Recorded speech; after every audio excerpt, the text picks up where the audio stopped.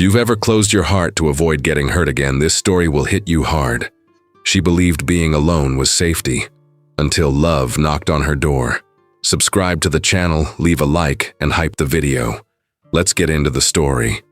Grace Purser woke up that morning with the silent conviction that the world would function much better if people respected the concept of personal distance. She was not exactly speaking of physical space, but of that invisible zone where low expectations are maintained, emotions are kept under control, and neighbors remain far enough away as to not demand forced sympathy. At 30 years old, she possessed an impeccably organized apartment and a firm belief that adulthood demanded, above all else, emotional discipline. Romance was for those who still bet on happy endings. Grace preferred predictable endings, which, to her, were infinitely more comfortable. She descended the stairs of the small townhouse she had been renting for 2 years, barefoot, wearing a faded sweatshirt and holding a mug of green tea. The neighborhood was far too charming: tree-lined streets, houses with porches, and that suffocating community spirit that made everyone greet one another on the sidewalk. Grace detested it, not out of antipathy toward people, but out of pragmatism. Small talk consumed time, and time was the only resource that could never be recovered. She passed through the living room, adjusted a sofa cushion that was slightly out of place, and looked out the window. The street was empty, silent, just the way she liked it. Then she saw the moving van parked 2 houses down. Another person arriving. Great. Someone else to politely avoid. She returned to the kitchen, prepared peanut butter toast, and began to mentally review the tasks of the day. Meeting at 10, a report to finalize before noon, and accumulated emails waiting for a response. Grace worked as a corporate communications consultant, a job that combined perfectly with her ability to speak uncomfortable truths with enough elegance as to not generate protests. She was good at what she did, controlled, efficient, direct. People respected her, even when they did not like her, and Grace was at peace with that. The phone vibrated on the table. Madeline, of course. Are you going to Kathy's party? Grace sighed before even responding. No. Why? Because neighborhood parties are hell disguised as social interaction. You need to get out of the house. I do. Go out. I go to the market every week. That does not count. Grace laughed to herself, a brief laugh, almost soundless. Madeline had been her friend forever and had that annoying ability to insist precisely on the things Grace preferred to ignore. Friendship for Madeline was exactly that. Someone who knew you well enough to provoke you on purpose and whom you kept around anyway. Madeline thought Grace overthought everything. Grace was certain that Madeline did not think enough. The balance worked. I will think about it, she typed, already knowing that she would not. She finished her tea, washed the mug, dried it carefully, and placed it back in the cabinet, in exactly the same spot. Order was peace. Predictability was security. Grace learned this the hardest way possible years ago when she confused love with total surrender, when she believed that giving up control was courage and not recklessness. She did not like to revisit that phase, not because of pain, but because of impatience with herself. She had been naive, excessively romantic, and paying for it made her more attentive, more cautious, and definitely less willing to repeat the mistake. She went upstairs to get ready. She put on dark jeans, a black long-sleeved blouse, and tied her hair in a low ponytail. Nothing flashy, nothing that required extra effort. Grace did not dress to impress, only to avoid comments. She grabbed her purse, her car keys, and left. The street remained quiet, but now 2 men were unloading furniture from the van. She averted her gaze, got into the car, and drove off before anyone had the chance to strike up a conversation. 2 houses down on the other side of the street, Noah Dyer was sitting on the newly installed porch, observing the movement with a cup of black coffee in his hand, and an expression split between discreet amusement and weariness. At 35 years old, he had just moved to the same street where his 2 friends Joshua and James lived, and he was already wondering if it had not been a mistake to do everything alone. Not that he needed help, but it would have been comfortable to have someone to complain with. James had offered, but Noah refused. He had his quirks and answered to no one. He organized the bookshelf by colors, left the paintings misaligned, and ignored anyone who tried to bring order to what he already considered perfect. The move had not exactly been a desire, but a necessity.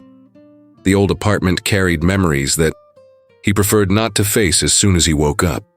When he saw the advertisement for that small house, with a wooden porch and a backyard far too large for someone without a dog, he decided without thinking much.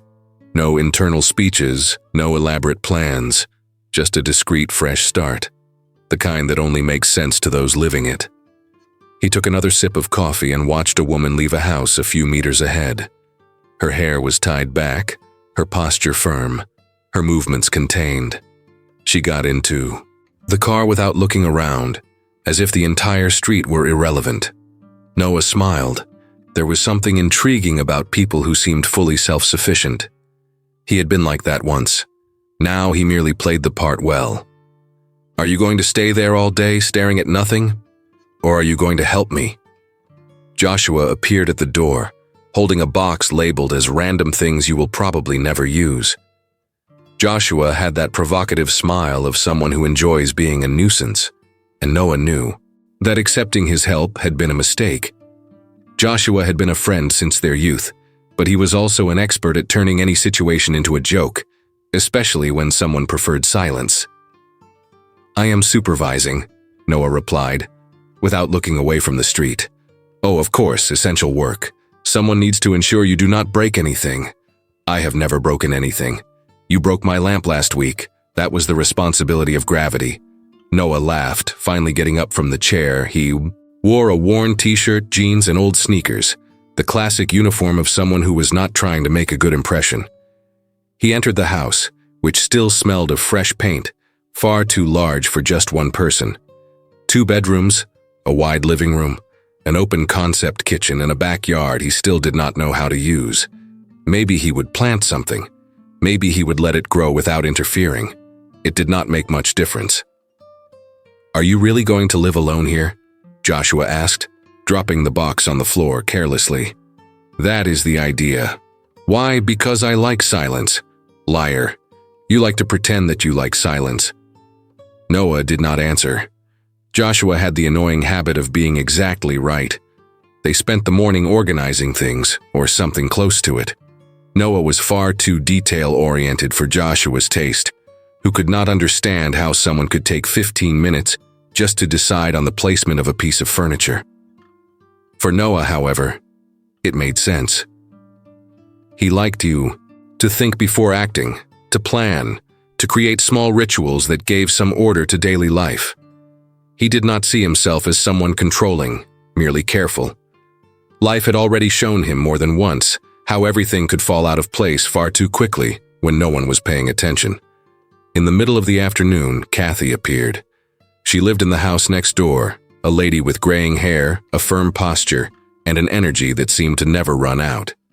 She brought a plate of cookies that were still warm and a smile that was far too wide to be just politeness. "Welcome to the neighborhood. I am Kathy, your official neighbor." Noah accepted the plate, truly surprised. "Thank you. That is very kind of you." "Not kindness at all, dear. It is strategy. If you owe me cookies, you will have to be polite to me." He laughed without effort and realized that he had liked her immediately. "This neighborhood is wonderful," Kathy continued, entering the house as if it were perfectly natural and examining the living room with an attentive gaze. "Everyone knows everyone. Everyone helps everyone. You are going to love it." Noah was not so sure, but preferred not to comment. "There is going to be a little party in a few days, at the house across the street. Nothing fancy, just the neighbors. You should go." "I will think about it," he replied. "Do not think too much. Just show up." She left the same way she had entered, quick, loud, full of good intentions. As soon as the door closed, Joshua began to laugh. "Congratulations, you have gained a fairy godmother, or someone who will know everything about my life in a week. One thing does not exclude the other." Noah took one of the cookies and took a bite. They were excellent. Far too good to be just neighborhood courtesy. Perhaps that neighborhood was not as terrible as he had imagined. Night arrived slowly, and he finally managed to assemble the bed. Joshua left, promising to return another day to follow the progress, and Noah remained alone in the silent house. He sat on the porch, watching the lights turn on in the windows around him. There was something reassuring about that scene, knowing that life existed nearby, even without truly being a part of it. He thought about the woman he had seen earlier, so quick, so closed off within herself. He wondered if she lived alone as well, if she liked it or had simply grown used to it. At that same moment, Grace was slumped on the sofa with some random crime series, playing on the television just to have background noise while she replied to emails. Madeline and Kathy continued trying to convince her about the party, but the notifications remained there, stationary on the locked screen. She did not have the slightest inclination to fake enthusiasm. She preferred the cynicism of television fiction to the effort of having to smile at real people. She looked out the window. The street was dark, quiet, exactly the way it should be. Perfect. Grace closed her eyes, took a deep breath, and thought that perhaps life did not need to be intense to be good. It was enough to be predictable. It was enough to be safe. But outside, 2 houses away, Noah observed the same street, and both of them, without knowing it, were about to discover that even silence has a limit, especially when neighbors insist on existing. Grace was having a perfectly acceptable day until the dog appeared. She was returning from the bakery with a bag of bagels and cream cheese, lost in her thoughts, her goal being to clear her emails before noon. But her concentration was shattered by a golden retriever galloping aimlessly down the street. The beast was immense, leashless, and seemed possessed by an enthusiasm that Grace could not stomach. To her, any creature that smiled like that while running toward chaos was, at the very least, untrustworthy. Nothing in life should be that happy without a reason. Animals like that, in her opinion, were proof that someone had failed to teach basic boundaries about the world. She stopped in front of her house, turning her body to scan the street for the owner. Nothing. Typical. People buy the animal for the status and forget that it comes with paws and a will of its own. The dog ignored her coldness and advanced, with an enormous slobbering tongue hanging out of its mouth and a tail that whipped the air with enough force to knock over vases. He stared at her with the enthusiasm of someone who has just reunited with a soulmate, even without ever having seen her.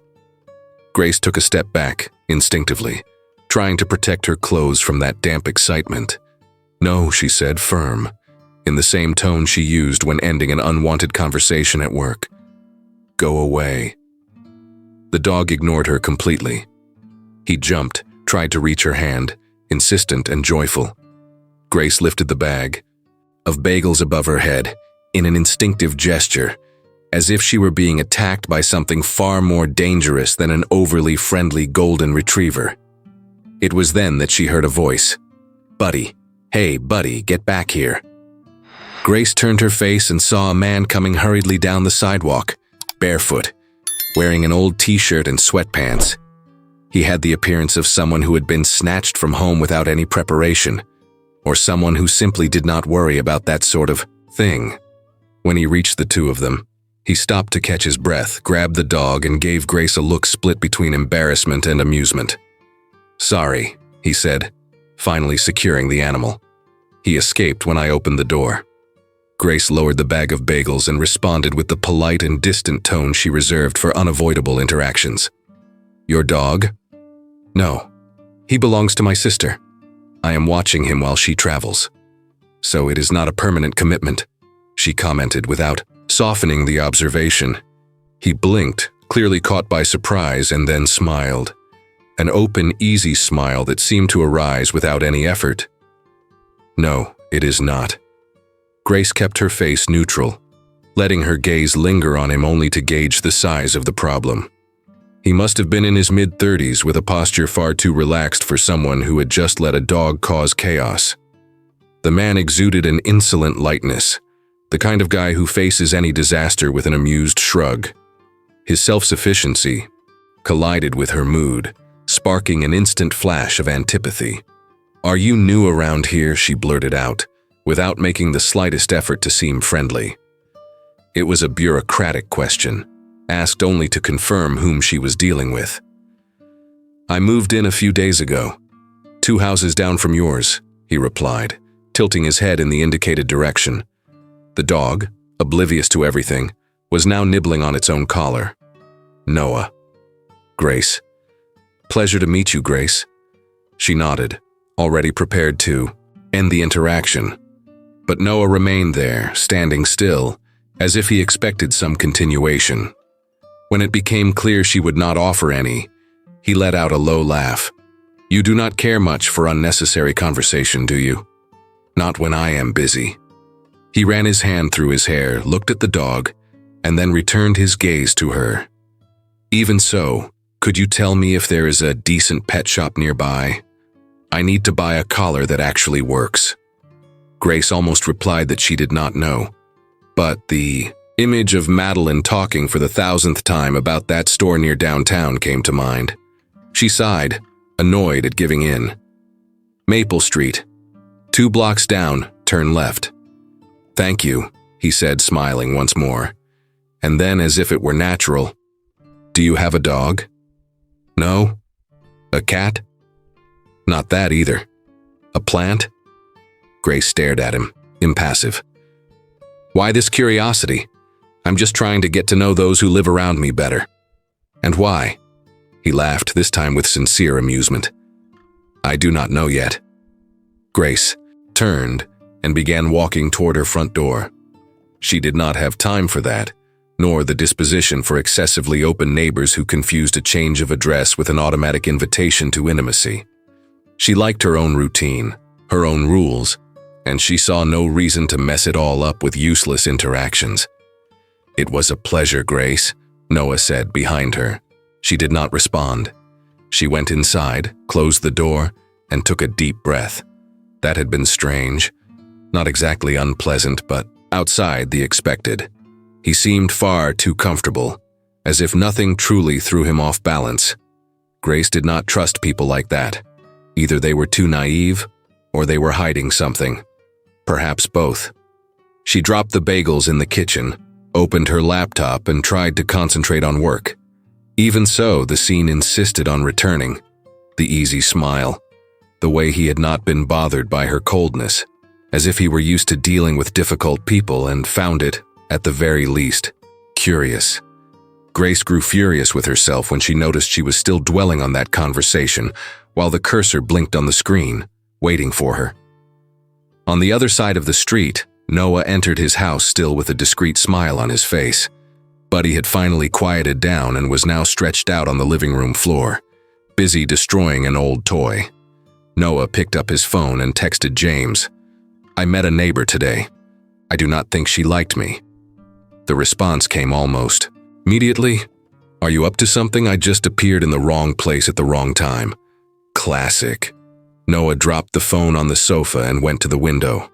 From there, he could see her house, 2 doors down, curtains closed, a clear message of isolation. He found that curious, not because he liked to provoke reactions, but because there was something honest in that antipathy. She did not try to seem pleasant. She did not soften anything. She was simply direct and went her own way. There was something respectable in that, even if he found it all a bit funny. The door opened without warning. "I brought mac and cheese," Kathy announced, entering with a bowl covered in aluminum foil. Noah sighed, defeated. "You do not need to keep feeding me, Kathy." She smiled, like someone who had already decided to ignore that comment. "I know, but I am going to keep doing it anyway." Kathy entered unceremoniously, placed the bowl in the kitchen, and gave him that conspiratorial smile that did not ask for permission. "I saw you talking to Grace." Noah raised his eyebrows. "You know her. Everyone knows Grace. She has lived here for 2 years and still behaves as if she is leaving tomorrow." Kathy crossed her arms, leaning against the counter. "But do not be fooled. She is a good person. She is just difficult." "Difficult in what way?" The kind who believes that keeping distance is the same thing as protecting oneself. Noah nodded slowly, absorbing that. He knew that profile well. At some point in his life, he had been exactly like that. Is she going to the party? Kathy let out a short laugh. Grace, at a neighborhood party? I highly doubt it, but Madeline will try to take her. She always tries. Madeline, her best friend, you will meet her. That is how it is here, Noah. Eventually, everyone crosses paths with everyone else. It is annoying, but it also ends up being comfortable. She left the same way she had entered, leaving the smell of food in the air. Noah was alone again. He looked at the bowl of mac and cheese, then at the window, then at Buddy sleeping sprawled on the floor. He thought of Grace, of the way she had looked at him, as if he were merely a passing nuisance. Perhaps that was exactly it, a nuisance. But there was something curious about the idea of being exactly that to her. The next morning, Grace went out for a run. She did this 3 times a week, always at the same time, always on the same route. Repetition brought stability. As she passed Noah's house, she saw Buddy again, this time tied on the porch, watching the street with exaggerated expectation. Noah was sitting beside him, distracted by his phone. She thought about keeping going. She really did. But then he looked up, saw her, and waved. A simple gesture, almost automatic. And Grace, against all common sense, responded. Just a slight nod of the head, too quick to be undone. She quickened her pace, annoyed with herself. She owed him nothing.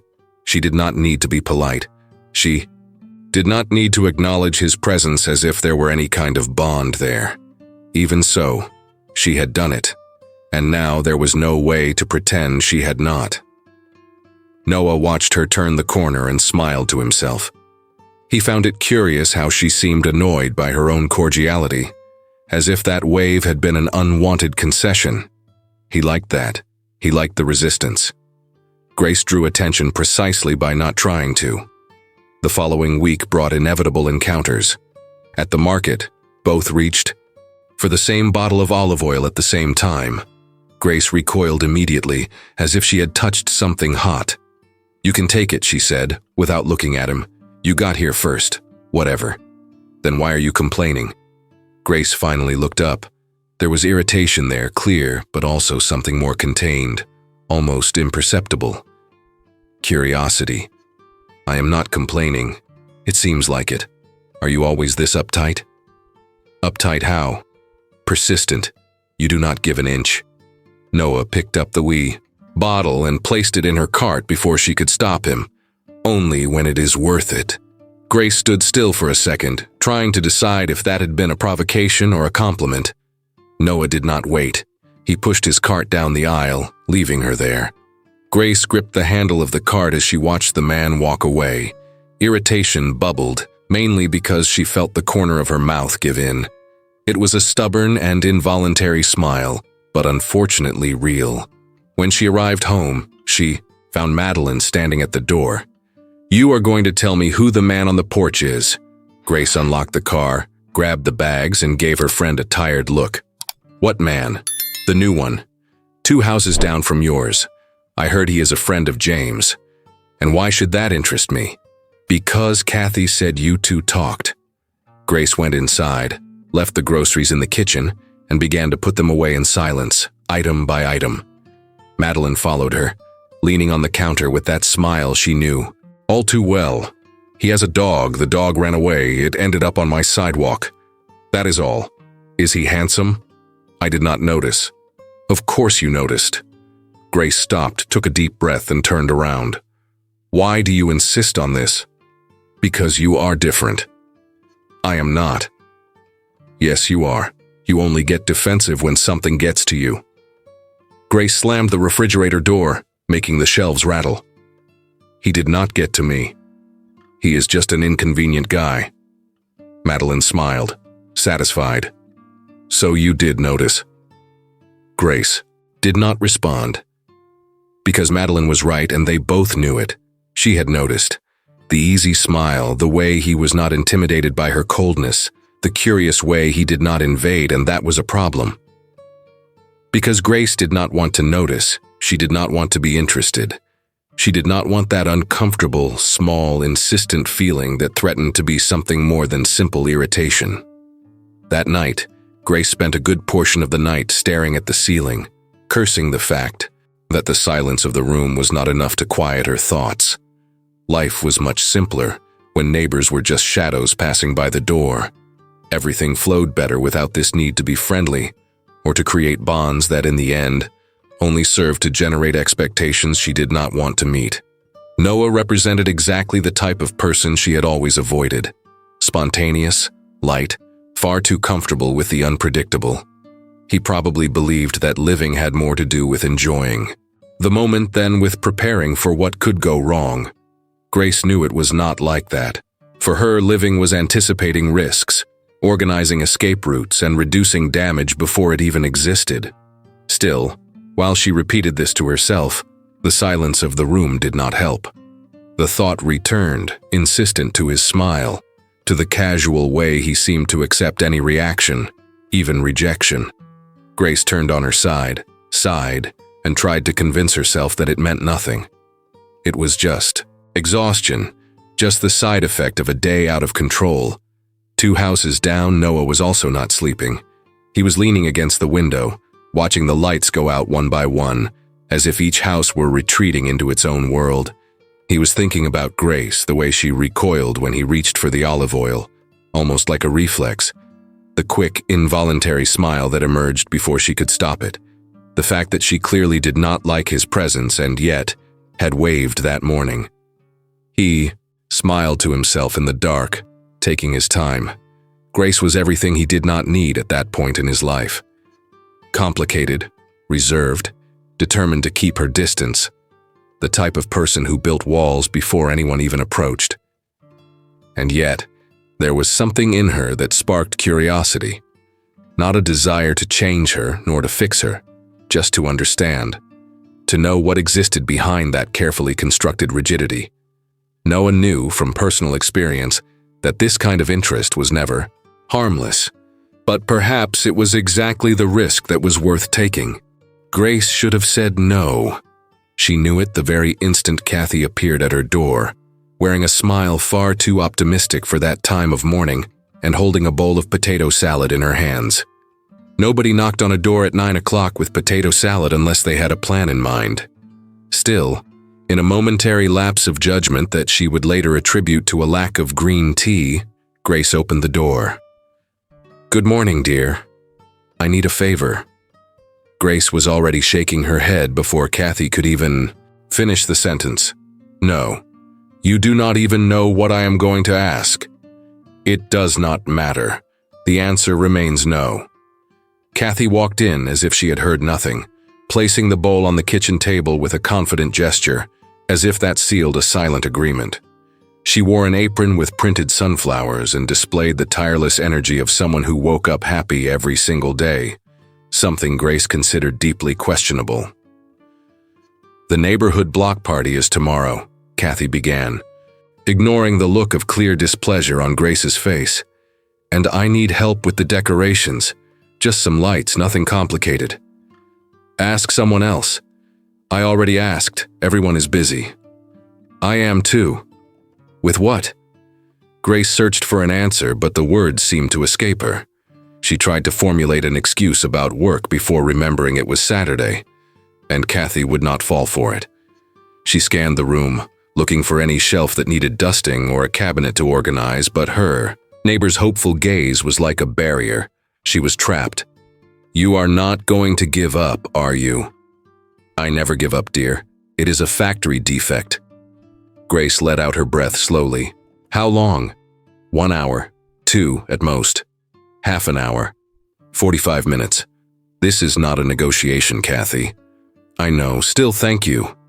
Kathy was already moving away, waving over her shoulder. "I will expect you there at 10 o'clock. The door closed before Grace could respond. She stood still in the kitchen, staring at the potato salad, and for a moment she seriously considered simply not showing up. But Kathy would continue living next door for an indefinite amount of time, and Grace had learned early on that creating friction with neighbors required more energy than giving in once in a while. Picking one's battles had always been a basic rule. This one was not worth the effort. At 10 o'clock, upon arriving at the main street of the neighborhood, Grace found something that could only be described as organized chaos. Tables were being set up, chairs were being scattered without any criteria, strings of lights were still tangled on the ground, and Kathy was in the center of it all, handing out tasks with a contagious disposition. It was then that Grace saw Noah. He was holding a ladder while Joshua tried to fasten an exaggeratedly golden banner with the inscription, "Happy New Year." Of course, it was evident he would be there.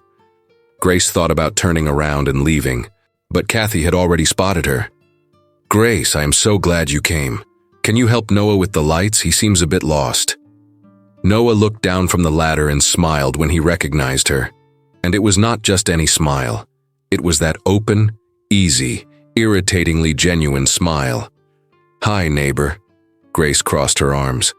"I did not volunteer for this." "Neither did I, but it seems we were chosen."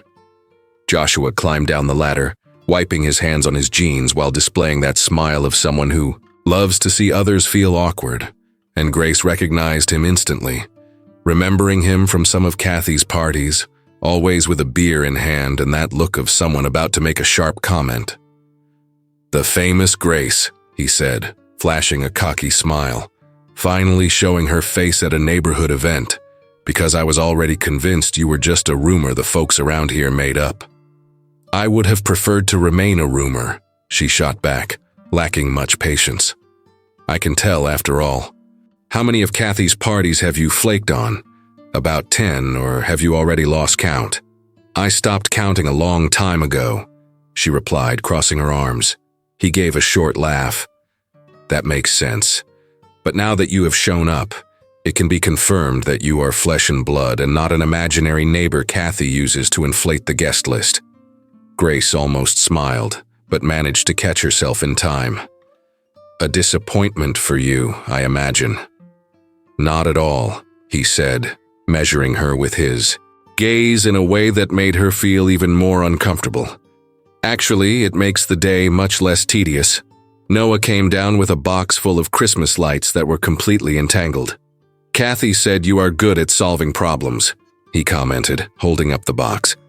"This right here is clearly one." Grace analyzed the contents. That was an absolute disaster.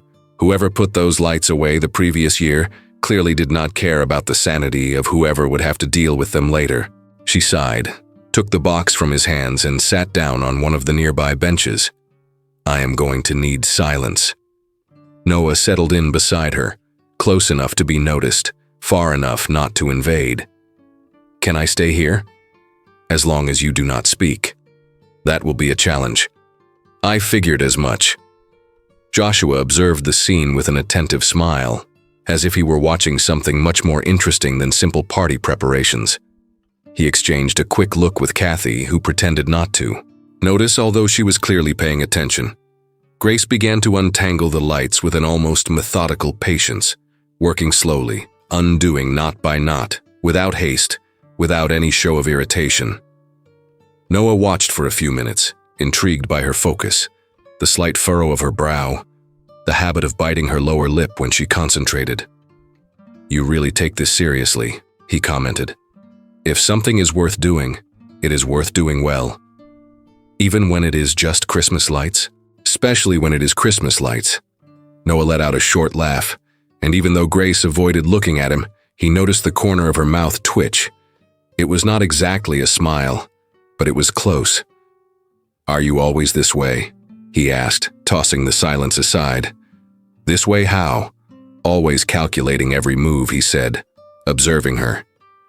Grace finally faced the man, with an expression of someone who did not have much patience. "And you, have you always been this nosy, or is it just today?" "Only when the subject interests me," he countered without looking away. "And do I, for some reason, interest you?" "I think that has already become quite obvious," he replied with a tone of voice that left no room for doubt. Grace went back to looking at the lights, but Noah noticed that her face had changed. It was not exactly annoyance, it seemed more like the shock of someone who does not deal well with people who are too direct. And he found humor in that. He liked seeing that he had managed to unsettle her impeccable posture. Shortly after, Madeline appeared with a box of donuts and 2 bottles of lemonade, stopping abruptly upon seeing the two of them sitting in such close proximity, wearing a smile of someone who was already drawing her own conclusions. "Hi, I am Madeline." She stepped forward while Noah stood up and extended his hand. "Noah," he replied. "I know well. Around here nobody manages to be invisible," Madeline commented, giving Grace a look that was worth an entire's interrogation. "Do you two need a hand there?" "Everything is fine here." Grace cut the conversation short, keeping her eyes fixed on what she was doing. "I can see that it is." Madeline dropped the donuts on the table and popped the seal on one of the lemonades. "Kathy asked me to check if you needed anything, but apparently, you have become the lighting crew." "We did not become a crew," Grace replied too quickly. Noah smiled. "Not yet." Grace shot a withering look in his direction, but Noah only shrugged before sitting down again. Madeline observed the exchange with evident amusement and decided she had seen enough. She waved and walked away, but not before casting another look at Grace, who pretended not to notice. Shortly after, James appeared helping to set up the tables. He was the opposite of Joshua in almost everything: silent, attentive, economical with words. When he saw Noah beside Grace, he only raised an eyebrow and continued working. Noah knew that gesture well. They would talk later. Grace finished untangling the lights and held up the wire like it was a small trophy. "Finished." "Impressive," Noah commented, holding one of the ends. "Now we just need to hang them. That was always the goal." "I know. I thought you would disappear before then." Grace stopped and looked at him, mixing irritation with something that bordered on amusement. "I do not disappear when something takes work." "No?" "No." "Then why do you make such a point of staying away from everyone?" Grace froze for a moment, without an answer on the tip of her tongue, because deep down she knew he was right. She spent her life dodging invitations and escaping situations exactly like that one, but she was not going to give in that easily. "I do not stay away from anyone," she said, trying to force a conviction that even she did not feel. "I just prefer my own company." Noah pulled the ladder and set it in place. "That may be, but you are here now." "Only because Kathy does not know the meaning of the word no." "She is persistent," he commented. "She is a pain in the neck." "That too," he agreed as he climbed the steps, holding the tangle of lights. "But you like her." Grace stretched out the rest of the wire, following the careful way he fastened the bulbs. Something she did not imagine he would have the patience to do. "I tolerate her presence, that is all." "Yeah, it amounts to the same thing," he countered, without looking down. They worked in silence for a few minutes, and Grace realized that the silence did not bother her. There was no demand, nor the feeling that she needed to explain herself or show herself to be more open than she wanted. Noah only did what needed to be done, occasionally commenting something ironic about Kathy's decorative choices. Without realizing it, Grace relaxed. Joshua passed by carrying chairs and did not miss the chance. "You two work well together." "We are not a duo," Grace countered, snapping the phrase out almost automatically, although she herself did not quite believe what she was saying. "Of course not." Joshua winked at Noah, who only smiled. When the lights were finished, Grace took a few steps back, analyzing the result carefully. It was good, not perfect, but acceptable.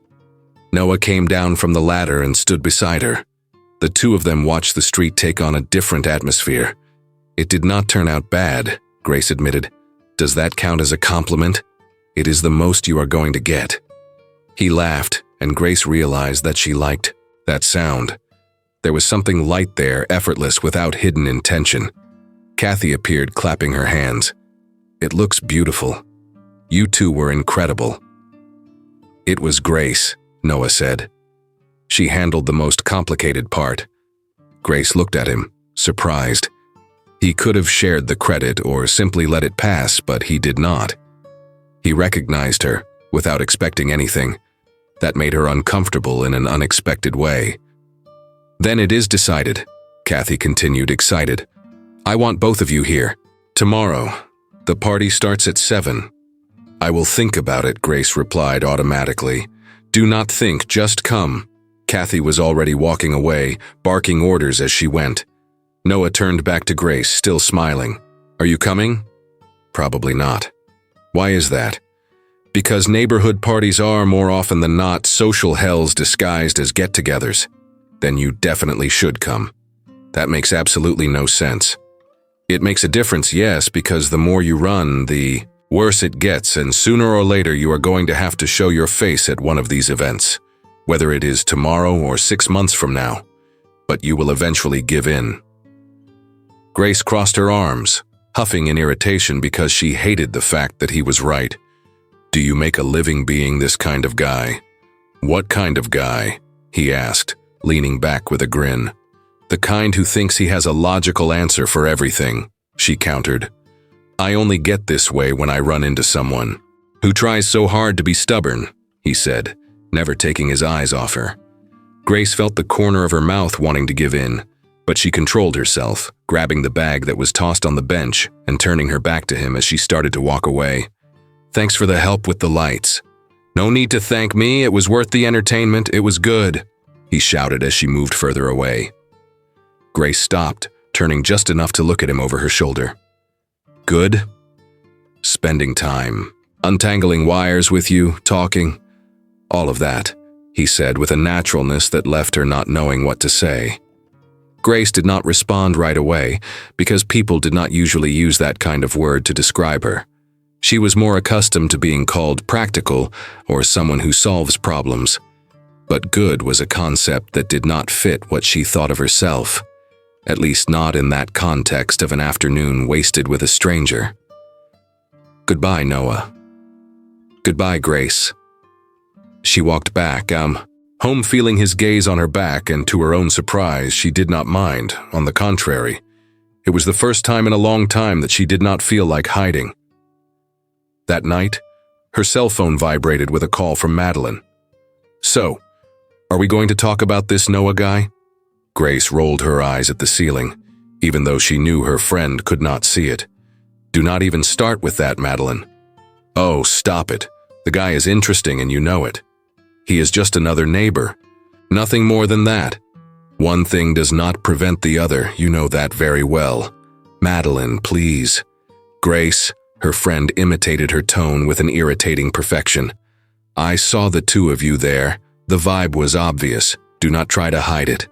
"There was no vibe at all. We were just trying not to tie those damn lights into a knot." "Exactly. And you stayed there, of your own free will, hanging party decorations." Madeline paused for a moment. "We are talking about you, Grace Purser. The person who runs from any crowd as if it were a plague. It was pure blackmail from Kathy. She knows how to break me." "Sure, put the blame on the poor thing," her friend laughed. "But seriously now, what did you think of him?" Grace let out a heavy sigh, letting her head fall against the back of the sofa.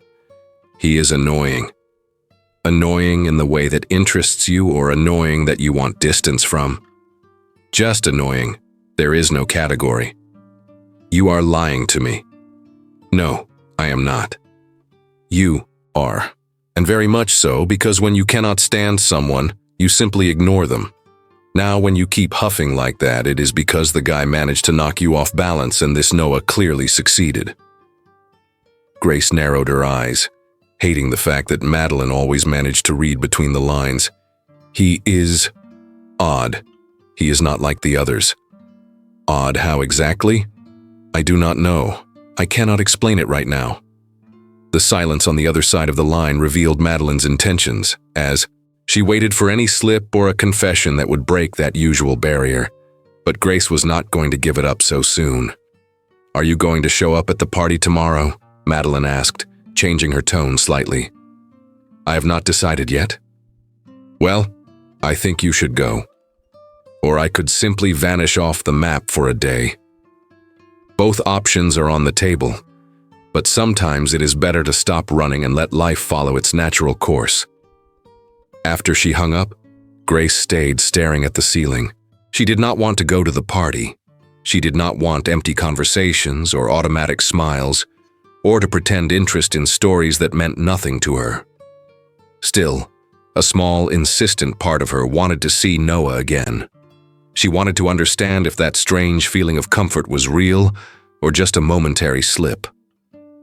Across the street, Noah was slouched in a chair on the porch with Buddy sleeping at his feet, while James, who had shown up with some beers, occupied the opposite corner. "You are interested in her?" James blurted out without beating around the bush. Noah took a sip of his beer before speaking. "I have barely spoken to the woman, James." "That right there is not an answer. She is different. She catches your eye," Noah commented, looking at nothing in particular. "Still not an answer." Noah let out a laugh and shook his head. "Fine. Maybe I liked her. Or maybe I am just curious about her ways." "And what would the difference be?"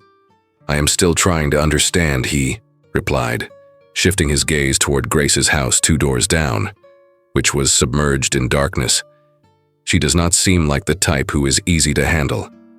But you were never one for what is easy." "That is not true," he lied, without conviction. "If it were not true, we would not be here wasting time talking about her." Noah chose to ignore the provocation because, deep down, James was right, and what attracted him to Grace was precisely that manner of someone who makes nothing easy, who does not feign sympathy or try to mold herself to please anyone. It was that unfiltered way of hers that was difficult to find these days, and it intrigued him more than he would like to admit. "Do you think she shows up tomorrow?" James wanted to know. "I highly doubt it. I think the opposite, she will end up showing up," James countered. "We shall see then," Noah said, closing the agreement with a nod. They clinked their bottles in a toast, and Noah remained there, pensive, as much as he said otherwise. He felt she would go. He did not know how to explain where the certainty came from, but behind that wall she built, there was a curiosity prodding, and curiosity usually wins the fight almost every time. Grace spent the entire Saturday assuring herself that she would not set foot at that party, repeating that the sofa was a much better place. But her plans fell apart when Madeline appeared at the door at 6:30, holding a bottle of wine and wearing that look of someone who had already decided the fate of them both. Entering the house without the slightest ceremony and tossing the bottle on the table while crossing her arms. "Go put on some decent clothes. We are leaving in 20 minutes. Grace did not even take her eyes off the computer screen. "I am not going anywhere." "Yes, you are, even if I have to drag you there." "Madeline, seriously, I am not in the right headspace to deal with people today." "Grace," her friend interrupted, softening her tone slightly but without yielding. "You stay cooped up here every single weekend and I know you love your space, but one night out is not going to kill anyone. You might even have fun, as incredible as that seems. Or it could be a complete disaster, which is much more likely. It might be, but you will only know for sure if you get your butt out of that chair." Grace slammed the laptop shut, huffing with anger because her friend had the terrible habit of being right, and deep down she knew she was hiding more than usual. And although she liked the silence, sometimes the line between wanting to be alone and being afraid to go out was easy to cross, and she hated having to face that. 30 minutes, she said, standing up at once. "I will show up there for 30 minutes and then I am coming back to my pajamas. 1 hour and we can talk. 45 minutes and not a second more." Madeline gave a victorious smile. "Deal. Now hurry up." Grace went upstairs to change and ended up picking dark jeans and a wine-colored long-sleeved blouse, something that would not draw attention, but that also would not make her look like someone who had given up on life. She let her hair down, applied some random lipstick, and stood there staring at the mirror for a while, trying to convince herself that it was just a street party. Some polite conversations, a glass of wine, and soon she would be locked in her house again. Downstairs, Madeline was glued to her phone with the face of someone receiving interesting messages. "Who is the target now?" Grace asked, stepping down the last stair. No one in particular. Madeline, I know you. She finally took her eyes off the screen. Fine, it is Joshua. He is funny. Come on. Grace furrowed her brow while grabbing her keys. The one who is Noah's friend and lives a few blocks from here? The very same. We exchanged numbers yesterday when I passed by there. Of course you did. You do not waste any time. Did I detect a little bit of jealousy? For God's sake, jealousy of what? Of me already being part of the inner circle with Noah's crowd, Madeline teased. Grace grabbed her purse, walking straight past her friend. Let us go before I change my mind and throw myself back on the sofa. The street was already a chaos when they arrived, with tables scattered about, the lights she had helped hang illuminating everything, and music loud enough to disrupt conversations. There were people everywhere, children running around, and that smell of barbecue mixed with cheap perfume that made Grace want to turn back right then. Kathy appeared out of nowhere, waving as if she had won the lottery. Grace, I knew you would not stand me up. I was dragged. Here, Kathy, it is different. Nonsense, what matters is that you are here. Kathy was already shoving a glass of white wine into each of their hands. Food over there, beer over here, help yourselves. She vanished into the crowd before they could complain. Madeline took a sip of the wine, mapping the place with her eyes. The crowd actually put in some effort. It is not too bad. The night has barely started, Grace grumbled. They went to the appetizer table and Grace took a plate, piling on some cheese and a few grapes while feigning an absurd amount of concentration on the food, using the plate as a shield so she would not have to face the crowd head-on, while Madeline continued mapping the place, and it was not hard to guess who she was trying to locate. He is right there, Grace said, gesturing with her chin to where Joshua and James were laughing near the grill. Madeline tried to play dumb. Who exactly? Do not start, Madeline, you know very well. Her friend laughed, giving in. Fine, I'm going to go see what his deal is. Can you survive alone for 5 minutes? I always survive. Madeline gave her arm a quick squeeze before disappearing into the crowd, and Grace found herself there, planted with her plate of grapes and her wine glass, feeling that sense of displacement that was already expected. So she looked for a more isolated corner and settled into a plastic chair at the edge of the sidewalk, watching people hugging and talking loudly with an ease she had never been able to understand. I thought you were going to flake on everyone. Noah's voice emerged from beside her. She turned her face and came face to face with him, holding a beer and wearing a blue shirt with the sleeves rolled up, displaying that smile that seemed to require no effort at all, which left her slightly irritated. I thought so too, she admitted. And what changed? A miracle? Madeline is worse than a debt collector when she wants something.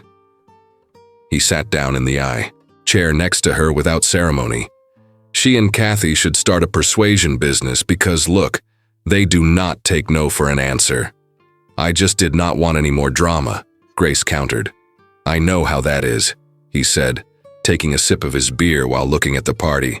I am not a fan of these events with too many people and noise either. Then why did you come? For the same reason as you, peer pressure disguised as friendship. Grace felt the beginning of a smile, but she held it. Back, did Kathy get to you too? Her, Joshua, James. It was a setup, he commented, and the two of them remained there, simply watching the movement without that annoying obligation to make conversation. And Grace noticed that, for the first time that night, her shoulders were not quite so tense. Have you always been this way? Noah asked, breaking the ice. This way how? A bit of a lone wolf, preferring to stay in your corner. Grace thought for a moment, feeling that she did not need a prepared answer for him. Not always, one ends up learning to be this way over time. Learned what? That keeping your distance avoids a lot of headaches and people who are not worth the effort. Noah shook his head slowly, as if he knew that story well. I used to think exactly like that. And why did you change your mind? Because I realized that building a wall too high ends up leaving you in a prison you created yourself. Grace looked at Noah for real now, realizing that in his eyes there was not that foolish naivety, but a stubbornness of someone who still believes it is worth taking a risk.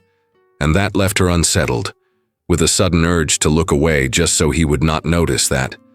For a second, she had been left without an answer. "You are an incurable optimist," she said. "Put that way, it sounds like a disease." "Sometimes it is," she added. "It could be," he laughed, "but it helps pass the time."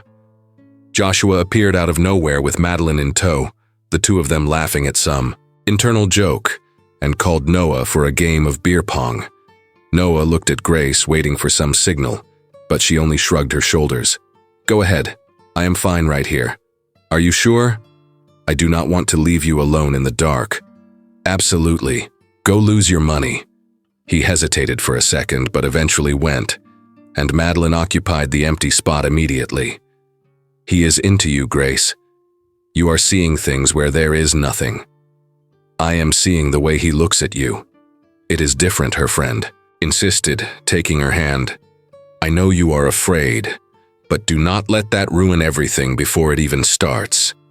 Grace said nothing, only squeezed her friend's hand before watching her return to the chaos, and stayed there observing Noah from afar, seeing how he let Joshua win just to keep the mood good. And that simple gesture hit her with more force than any conversation. The night went on, and Grace managed to dodge almost everyone, already looking for an opening to escape when Noah returned, with 2 cups of punch in his hand. "I thought you might want something different to drink," he said, extending one of the cups. "Thank you," she accepted, surprised by the gesture. He sat down again, only now a little closer to her, and Grace felt the heat of his arm almost touching hers. "Can I be a little more invasive? Ask, but I do not guarantee I will answer," she countered, watching him swirl the cup between his fingers. "Why did you move right here?" "Because of work. The company opened a branch and I just accepted the transfer." "Only that?"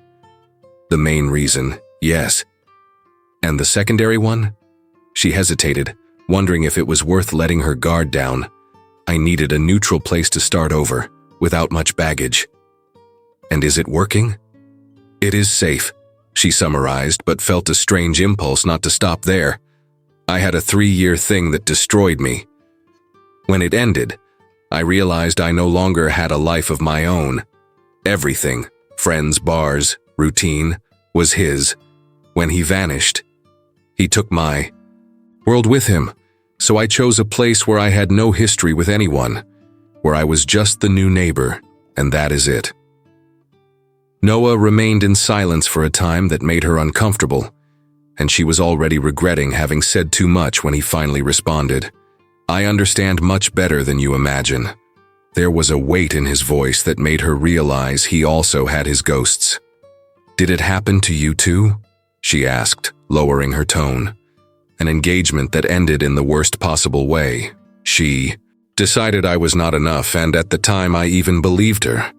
"Or she was too blind to see who you really were," Grace blurted out, and Noah stared at her with a spark of surprise in his eyes, as if no one had ever said that before. They kept looking at each other for a while, in no rush to break the moment, and Grace felt that something had given way inside her, as if an old lock had been forced.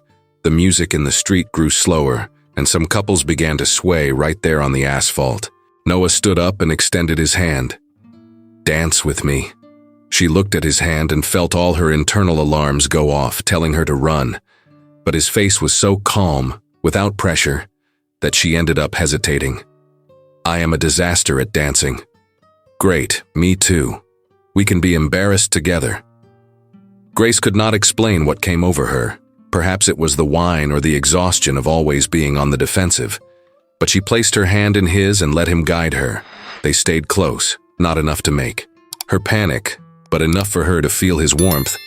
Noah's hand on her waist was firm, but without forcing anything, and they began to move slowly, ignoring any rhythm. "See? Nobody died," he whispered. "There is still a long way to go before the song ends." He laughed, and she felt the vibration in his chest. It was strange to be so close to someone after so much time. His scent, something clean and down to earth, was messing with her head in a way she did not want to admit. "You are all stiff," he commented. "It is my natural state." You could try to relax a little, and you could stop giving your opinion where it was not asked." Noah smiled, and she did not even need to look to know it. She felt it in the way he held her a little firmer. Kathy passed by them waving goodbye, which should have made Grace want to crawl into a hole, but she was too busy noticing how his hand fit into hers. The music stopped and they stood there frozen for a while, somewhat unsure of how to untie that knot, until Noah finally stepped back, but his hand still lingered on her waist, as if his fingers had a mind of their own before he came to his senses and let go for good. "Thanks for the dance. It was less worse than I predicted," she replied, and the light tone in her own voice surprised her. They returned to their chairs, but the atmosphere was different now, denser. Grace picked up her cup of punch. "Can I ask just one more?" Noah asked. "My God, you are full of questions, aren't you?" "This one is important," he said. "Seriously. Do you think it is possible to start from zero, or do we always drag what is left behind?" The question hit Grace hard, because it was exactly what she asked herself every night. "I think we always carry the weight," she said slowly. "But maybe that makes us smarter, more attentive. Or just more of a coward," he countered. "That too." Noah became thoughtful. "Are you afraid of trying again?" Grace looked at him and saw it was not a polite question. It was about the two of them right there. "I am, very much. I am too," he admitted. And the way his voice cracked, losing that pose of someone who has everything under control, was what really caught Grace by surprise, because she did not expect to find the same kind of fear on the other side. They stayed in that cocoon while the party went on around them, and Grace felt something shift inside her. It was not a certainty, but it was a crack, until Joshua appeared, already a bit tipsy and laughing, loudly. "You two are a joke," he blurted out without any filter. "Just hook up already and stop with all this drama." Madeline appeared right behind him, pulling him by the arm. "Joshua, shut up. Let's go." But the bubble had already burst. Grace stood up in a jump, grabbing her purse and straightening her blouse. "I need to go home now." Noah also took a step forward. "Grace?" "It was nice, truly, but I have reached my limit." She cut him off, quickening her pace. He caught her by the arm for a second, firm enough for her to stop but without squeezing. "Wait a moment." Grace stalled in place but did not turn around. "I am not going to pressure you into anything," Noah said, letting go and taking a step back. "I just wanted you to know that I enjoyed the night. And if you ever want to repeat it, talk, or just have some wine without all the noise around, I am around." She turned slowly and came face to face with that look of his, without ulterior motives or games, which disarmed her once again. "I will think about your case," she replied. And for the first time in her life, it was not an excuse to run away. She was actually going to think about it. Grace walked back home feeling his gaze on her back, and when she reached her sidewalk, she could not resist and looked back. Noah gave a small wave from afar and she returned it, surprised at herself for not regretting having left the house. Inside, she kicked her shoes to a corner, grabbed a glass of water in the kitchen, and threw herself. On the couch, the night had been a complete detour. It was not in the plans to talk so much about her own life, much less to dance in the middle of the street. And now there was that new weight in her chest, a strange feeling of having started something she did not know how to control. A few hours later, the phone vibrated in her purse. It was a message from him. "Thanks for today. Sleep well." Grace stayed staring at the letters glowing in the dark for a while before typing. "You too." It was the basic, the safe choice, but it was a response, and she knew that if it were last week, she would have left him on read without thinking twice. James leaned against the doorframe, holding a half-empty bottle of beer. I did not think she was going to show up, to be honest. Noah kept his eyes on Grace's window. I knew she was coming. I just did not know if she would manage to stay for more than 5 minutes. And by the looks of it, she managed much more than that, James commented, taking a sip of the drink and observing his friend. "You are quite interested in her, aren't you?" "I am, James, more than I planned to be." "And her?" Did she give you any sign or did she just leave you hanging? Noah thought of the quick message he had just received. She is making a huge effort not to let anything slip, but the sign is there. Yeah, good luck with that one, James laughed. You chose the one who gives the most work? It was always like that, Noah replied. When he was alone, Noah felt the weight of the challenge. Grace was closed off, full of hang-ups and determined not to let anyone get close, but there was something in that sharp humor of hers, and in the way she lowered her guard for a millisecond that kept him intrigued. He wanted to understand what had happened that made her build those walls so high, but he knew it was no use forcing it. He would have to stay there, quiet, waiting for her to decide if she was going to open the door or not. And he would wait, because he had learned that certain people were worth the waiting time, even those who spent the day swearing they did not want anyone nearby. Grace spent the entire week trying to convince herself that staying home on New Year's was the only logical choice, repeating to herself that she had no patience for the noise, and that this obligation to celebrate the changing of a number on the calendar was absolute nonsense. But deep down, what truly bothered her was knowing that Noah would be there, and facing him meant having to deal with that strange sensation that had been growing, something she tried to push under the rug, but that would not leave her head. Madeline, as usual, gave no room for any excuses and showed up on the eve with a navy blue dress that Grace had never seen in her life. I bought this for you, so do not even bother complaining. Grace looked at the fabric with obvious suspicion. And what is this for? Because if I left it up to you, you would go in jeans and a black t-shirt again, which is your official uniform for trying to vanish into the scenery. And what is the problem with that? I actually want to vanish. I know you do, but that is not happening today, Madeline said, hanging the dress in the closet before Grace could protest. Tomorrow at 7, I am stopping by here, and I do not want to find the door locked. The following day, Grace spent the afternoon in a dilemma between getting ready or sending a message inventing a sudden virus, but she ended up putting on what her friend had brought, a simple design that fit well without needing much effort, and she stood there staring at her reflection, trying to believe it was just a few hours of small talk before she could return to her isolation. When the doorbell rang, Grace went down the stairs with her teeth clenched, feeling that sting of anxiety of someone who is about to do something they hate. You look wonderful, her friend blurted out as soon as she saw her. Are you paid to lie like that? Only when it is not true, which is not the case right now. The street was unrecognizable, with barriers at the ends to ensure that cars could not enter, and long tables set up in the middle of the asphalt, covered with light tablecloths and candles that gave a less improvised air to the mess, while the lights that she and Noah had hung shimmered high above, making everything seem less hostile than she had imagined. Kathy appeared out of nowhere, wearing a flashy red dress and holding a champagne glass that already seemed to be half empty. I am so glad you all came.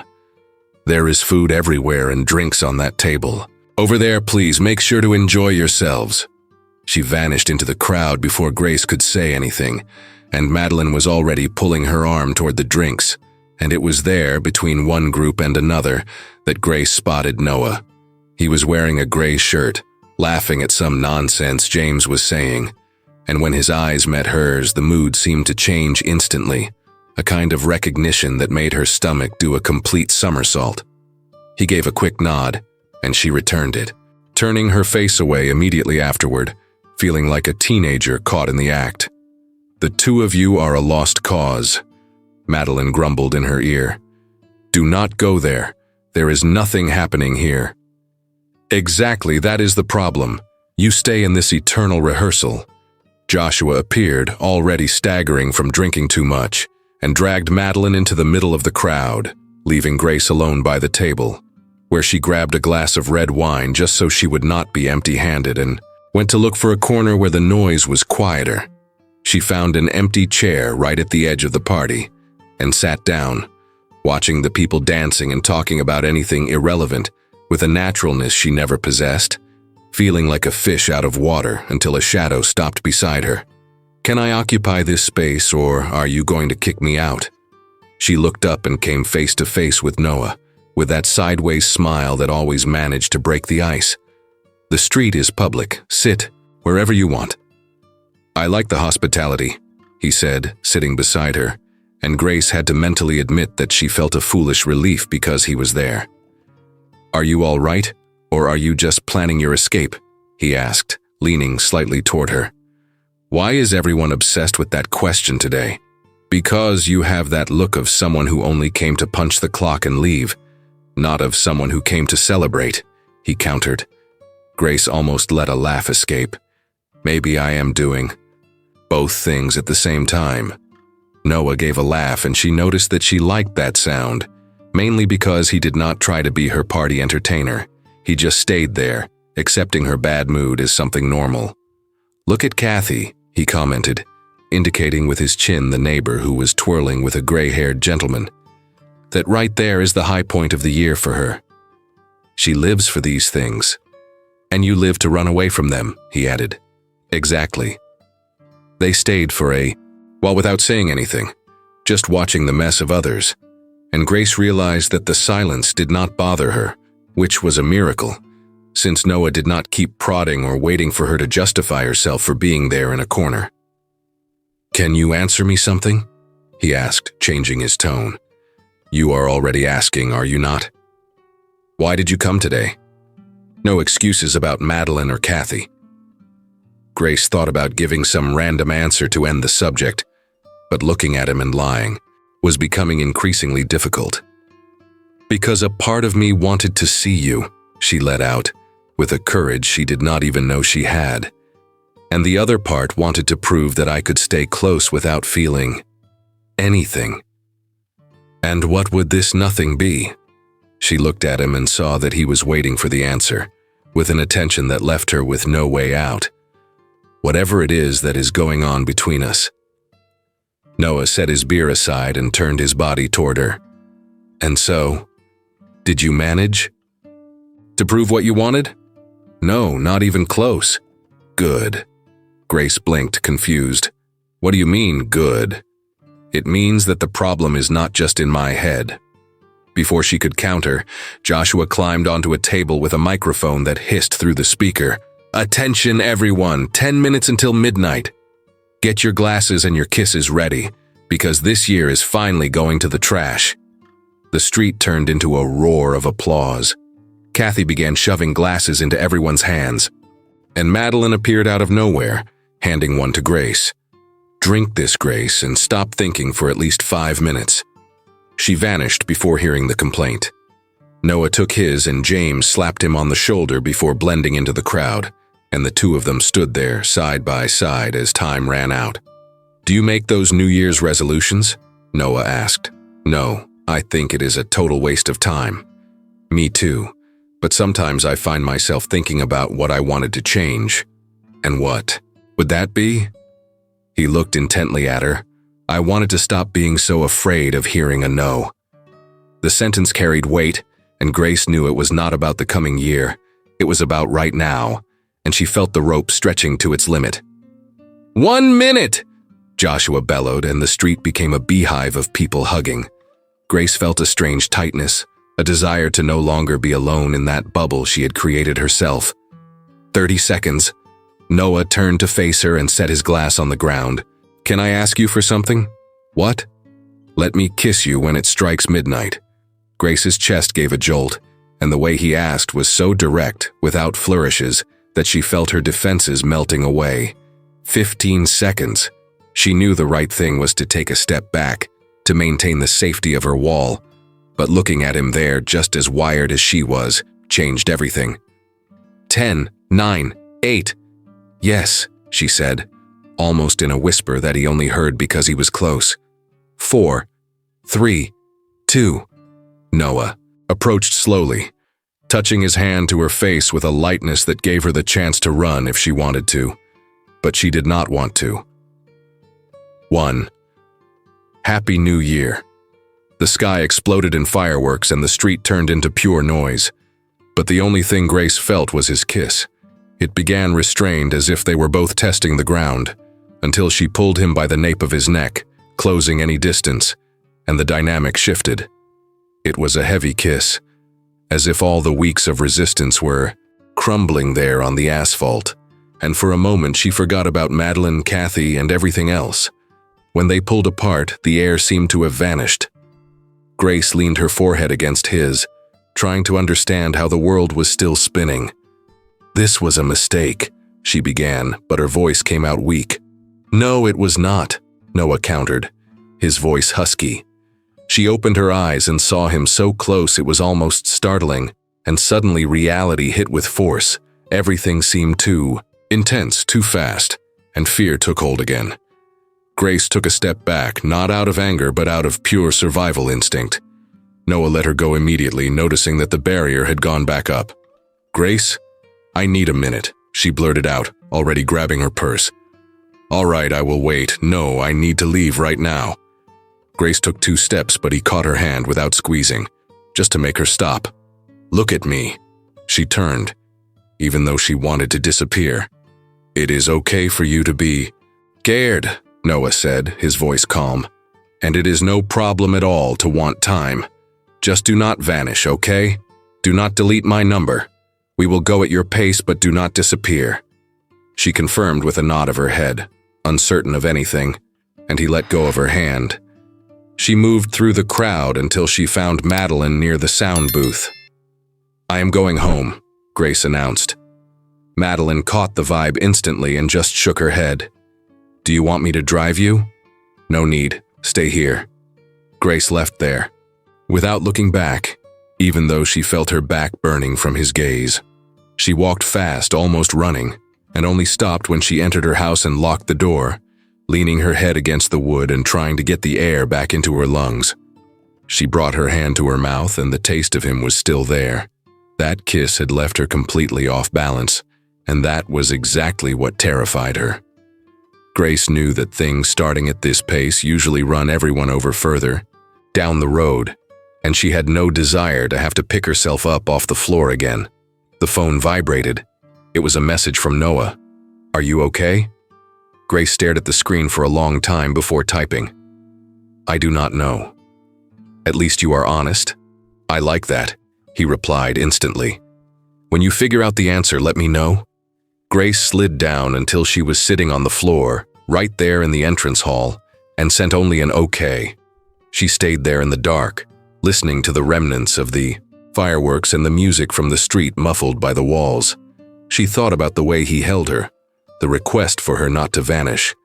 She did not want to disappear, but she also had no idea how to stay there without getting hurt. On the other side of the street, Noah was slumped in the porch chair, keeping an eye on her house. He had left the party shortly after because the celebratory mood had lost its meaning. James appeared a while later with 2 cold beers. "She bailed," Noah commented. "I saw. Do you think I pushed too hard?" "Do you think you did?" Noah took a sip of his beer, thoughtful. "I think she got a shock, and so did I, to be honest." "Why?" "Because it was not just a New Year's kiss, James. It was strange, as if everything else had vanished for a moment." "And does that terrify you?" Noah finally looked at his friend. "It terrifies me because now I cannot undo what happened." "And the lady is running away," James added. "Precisely. Maybe she just needs to process what took place," James said calmly. "Give her some space." Noah wanted to believe that, but the fear of her choosing her usual isolation spoke louder. "And now? What do I do?" "Nothing, wait. Let her see that you are still here when the dust settles." Speaking was easy. The difficulty was enduring the silence. In her bedroom, Grace finally rose from the floor and went to the window. She saw Noah sitting out front, looking in the direction of her house. For a second, their eyes met in the dark and the air seemed to grow heavy again. She closed the curtain at once, but she remained there, standing behind the fabric, knowing that, after a long time, there was someone waiting for her across the street. And she did not know if that was a relief or the beginning of a disaster. Grace spent the next 2 days doing exactly what she had promised Noah she would not do, disappearing. She did not leave the house, ignored Madeline's messages, and pretended not to be home when Kathy rang the doorbell bringing leftovers from the party. She knew she was being a coward. She knew she was postponing something she would have to face sooner or later, but she still could not handle what had happened on that New Year's Eve. The kiss insisted on returning to her memory, far too vivid, far too intense, awakening both anxiety and fear at the same time. On the morning of the third day, Madeline simply used her spare key and walked in, finding Grace sunk into the sofa, surrounded by papers and her laptop open to a page that clearly was not being used. "You are hiding." Grace did not lift her eyes. "I am working." "You are running away." Madeline sat in the armchair across from her, crossing her arms. "And before you deny it, I spoke with Kathy. She said you pretended not to be home when she stopped by. I was busy." "Grace." Her friend's tone became firm. "I love you, but you are being ridiculous. You kissed the guy, you liked it, he liked it. What is the problem?" "The problem," Grace said, finally facing her friend, "is that I do not know what to do with this." "And what do you want me to do?" "You two want each other, Grace. There is no need to create a drama over this." "It is not drama, Madeline. If I let myself go and the guy is just another jerk, I am the one who will have to deal with the mess afterward." Madeline took a sip of her drink and shrugged. "And what if the guy is not? Are you really going to spend the rest of your life hiding just to be safe?" Grace had not thought about it, or rather, she had avoided thinking about it on purpose, because imagining that it could work meant allowing hope, and hope had always been far too dangerous. "Did he message you?" Madeline asked. "He did." "And did you reply?" "Sort of." "What does sort of mean?" "Grace?" Grace picked up her phone and showed the screen. There were 3 messages from Noah. One on the morning after the party asking if she was all right. Another the following day saying that he was there if she wanted to talk. And a third one that morning simply wishing her a good morning. Grace had replied to all of them in a polite, short, and overly cautious manner. "You are pushing him away," Madeline said, handing back the phone. "I am protecting myself." "Are you sure those two things have not become the same thing for you?" The question hung in the air. Grace did not answer because she knew her friend had touched a sensitive spot. Protecting herself and isolating herself had blended in a way she no longer knew how to separate. "What do I do?" Grace asked her friend. "Talk to him straightforwardly without disappearing for real. Just be honest." After Madeline left, Grace stared at her phone for long minutes. Finally, she typed, "Can you come over this afternoon? We need to talk." The reply came almost immediately. "What time?" 3. "I will be there." The following hours were a drag. Grace kept herself busy cleaning the house just to avoid standing still, while she tried to put together a sentence in her head that did not sound like a scene from a soap opera, or as if she did not care at all. When the doorbell rang, she felt that thud in her chest that left her possessed with anger for being so nervous. Noah was standing at the door, wearing jeans and a dark jacket holding 2 cups of tea. He held one out to her. "I remembered you like green tea. I brought some." Grace took the cup, surprised. "Thank you." "May I come in?" "Of course, I am sorry." She stepped back, making way. Noah entered, looking around with that calm interest that seemed to be part of him. Grace closed the door, took a deep breath, and turned around. "Sit down." They settled on the sofa, each in a corner, maintaining a safe distance. No one opened their mouth for a while, and there was that atmosphere of people who have a lot to say, but do not know what the first sentence should be. "Thank you for coming," Grace said. "Thank you for calling me." She took a sip of the tea, gaining a few seconds. Noah waited, without rushing her, as if he knew she needed that time. When Grace placed the cup on the table, she looked up. "I am sorry for disappearing." "You are forgiven." Just like that, so simple. "I understood why you did it. I did not like it, but I understood." Grace nodded, relieved by his understanding. "I need to explain." "It is all right." She took a deep breath, choosing her words with care. When I moved here, I was running away, not just from a relationship that went wrong, but from a version of myself that I no longer recognized. I had organized my entire life around another person. When he left, I realized I did not know who I was alone anymore. Noah listened in silence, attentive, without interrupting. So I decided it would be different, that I would not depend on anyone, that I would be self-sufficient, whole on my own. And it worked, for a while, but it also left me She hesitated. Very lonely. And now? Noah asked carefully. Now you showed up and messed everything up. He smiled, but there was a delicacy there. I am sorry. You do not need to apologize. It is just frightening, because I feel something for you that I have not felt in years, and that makes me want to retreat, to protect myself, to go back to what is safe. But it also makes me want to stay, to try, to see what happens if I do not run away. Grace looked at him, feeling completely exposed, the very way she hated being the most, and I still do not know which of those sides is going to win. Noah set his cup down on the table and turned fully toward her. May I be honest? Please. I am afraid too. Very much so. He took a deep breath. My engagement ended 2 years ago, and it was devastating. Not just because she left, but because I realized I had created an idea, a fantasy of what we would be. I was more in love with that than with the reality. When it all ended, I promised myself I would not open up again. And then I met you. Grace felt a jolt that had nothing to do with fear. It was a kind of restlessness she could not control, as if her body were waking up after spending too much time on standby. You are not a fantasy, Grace, Noah continued. You are difficult, reserved, stubborn. But you are also intelligent, funny, and honest in a rare way. And I want to get to know the real you. Not who you think you should be. Not an ideal version. Just you. Grace blinked rapidly, trying to hold back her emotions. No one had ever said anything like that. No one had seen her flaws so clearly and still stayed.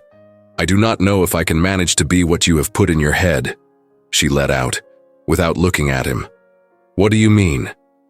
What if I am nothing like what you idealized? We barely know each other, Noah. What if I am just this? Someone difficult who does not know how to deal with people and who will give you more trouble than you can imagine. Noah gave a short laugh, shaking his head. I have not idealized anything, Grace. The little I have seen was already enough to understand that you are not easy. I saw you trying to drive the entire street away from you, and I saw the effort you made not to run out of that party. I am not looking for a perfect version, but now it is different. Now it feels like I owe you something, she countered, feeling the weight of the situation. You owe me nothing. As far as I am concerned, we continue exactly as we are, only without having to pretend that kiss did not happen. Grace stared at her joined hands, feeling the warmth of his touch. It did not feel like a siege closing in. It felt more as if she could finally stop carrying that shield all the time. I am terrified of getting hurt again, she confessed, of letting someone in and losing my footing if the person decides to vanish next week. Then we will go slow, each in our own space. You keep your defenses and I will stay here, nearby. We just see what happens. You talk as if it will not cause any problems. It will cause problems for sure, but at least we stop running from what is right in front of us. Grace let the words settle, feeling something adjust inside her, and it was nothing cinematic or a light at the end of the tunnel. It was just a blunt decision to stop fighting what was right in front of her face. I want to try, she said finally.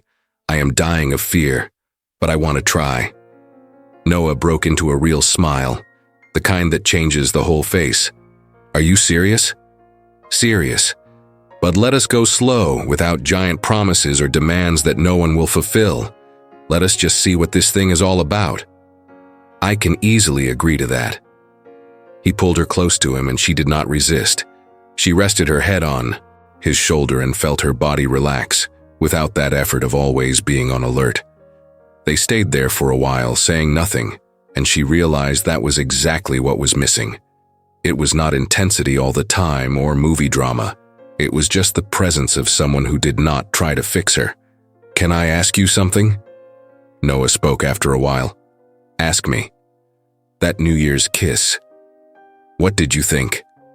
Grace raised her head and saw that he was genuinely curious, with that look of someone who also was not sure of anything. "I thought it was terrifying." "Just that? And very good," she added. "So good it was terrifying." Noah laughed and moved closer slowly. She shortened the distance and kissed him again, only this time without that rush of someone escaping a fire. It was a calm kiss, of someone who knows exactly what they are doing, even with apprehension knocking at the door. When they let go, he rested his forehead against hers. "I am glad you called me today." "Me too." They spent the rest of the afternoon making small talk about useless things, such as bad movies, foods they hated, and childhood embarrassments, and Grace discovered that Noah had a ridiculous fear of pigeons, while he discovered she was great at imitating the neighbors. It was light, without weight, exactly what she needed. When the sun began to set, he stood up. "I am going to head out, so you can get some rest. You can stay longer, if you like. I want to, but I do not want to rush things." Grace agreed, understanding the message. They went to the door together, and before leaving, he pulled her into a hug that felt like the fitting of two pieces that had been tossed in a corner. She smelled his scent and felt his heart beating nearby, without any rush. "Will I see you tomorrow?" "Tomorrow." He left, and Grace leaned against the door as soon as it closed, but this time she did not feel that urge to run away, or the regret of having talked too much.